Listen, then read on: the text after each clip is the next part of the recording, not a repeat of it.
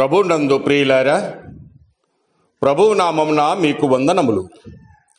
ఈరోజు దేవుని యొక్క వాక్య ధ్యానము లూకాసు వార్త 19వ అధ్యాయము 10 వచనము. నశించిన దానిని వెదికి రక్షించుటకు మనుష్య కుమారుడు వచ్చెను. దేవుడు ఈ మాటలు దీవించి ఆశీర్వదించునుగాక. గమనించండి ప్రియులారా, ప్రభు ఇజ్రాయేలీయులలో ఉగ్రత పాత్రులైన వారిని వెదికి రక్షించడానికే వచ్చినట్లు చెప్పి ఉన్నాడు. అంటే అన్య జనాంగము కంటే ఇజ్రాయేలీయులలో నశించిన వారిని వెదికి రక్షించుటకే ఆయన యొక్క ప్రణాళిక. ఆదాము అవ్వలు నశించిన వారు, వారి సంతానమైన మనము రక్షింపబడక మునుపు మనమందరము కూడా నశించిన వారమే. ఉదాహరణకు, జక్కయ్య అందరి చేత పాపి అని పేరు పొందినవాడు. పాపానికి జీతమైన మరణమునకు యోగ్యుడిగా ఉండగా ప్రభువు వెదుకుచూ వచ్చి తన జీవితాన్ని మార్చి తన మందలో చేర్చుకున్నాడు.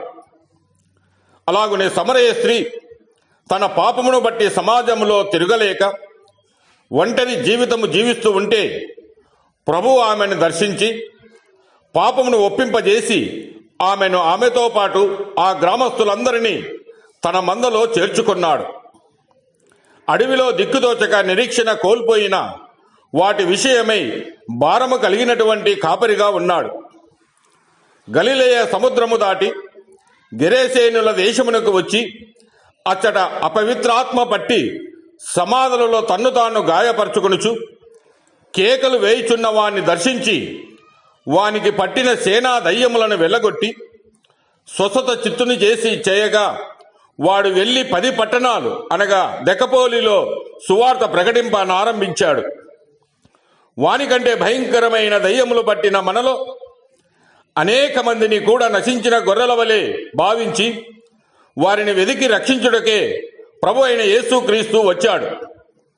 కాగా ఆ దయ్యములు పట్టిన వాని వలె ఆయనను సర్వోన్నతుడైన దేవుని కుమారుడిగా గుర్తించి పరిగెత్తుకుని వచ్చి ఆయనకు ఆయన పాదములకు నమస్కారము చేయాలి. అప్పుడే ఆయన రక్షించగలడు. ఆయన తన యొద్దకు వచ్చువారిని ఏ మాత్రమునో వెనకకు త్రోసివేయడు. నీవు నశించుట ఆయనకు ఇష్టము లేదు. కనుక ప్రియమైన సహోదరి సహోదరుడా, నీవు పశ్చాత్తాపపడి ప్రభు యొద్దకు తిరిగి వచ్చుట ద్వారా ఆయన బహుగా సంతోషిస్తాడు. మరి నీవు వస్తావా?